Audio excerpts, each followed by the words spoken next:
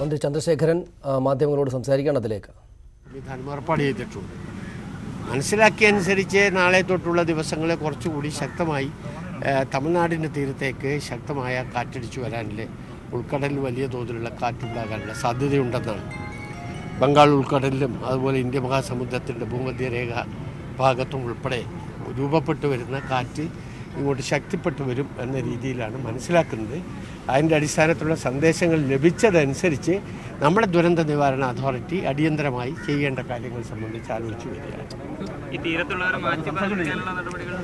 അതെ, ഇപ്പോഴേ സാധാരണഗതിയിൽ ഈ ഇപ്പോൾ എഫക്റ്റ് ചെയ്തിട്ടുള്ള പ്രദേശങ്ങളുണ്ടല്ലോ, അവിടെയുള്ള ഇപ്പോൾ മനസ്സിലാക്കിയനുസരിച്ച് ഒരു 5 കുടുംബങ്ങളാണ് ഇപ്പോൾ ഇതനുസരിച്ച് മാറ്റി താമസിപ്പിച്ചിരിക്കുന്നത്. അത്യാവശ്യമായി ഇനിയും വേണ്ടി വരുന്നത് അടിയന്തരമായ ഘട്ടത്തിൽ നടപടി സ്വീകരിക്കാനുള്ള ഏർപ്പാടുണ്ടാകും. വലിയതുറയിൽ സന്ദർശനം നടത്തിയ ശേഷമാണ് റവന്യൂ മന്ത്രി ചന്ദ്രശേഖരൻ മാധ്യമങ്ങളോട് സംസാരിച്ചത്.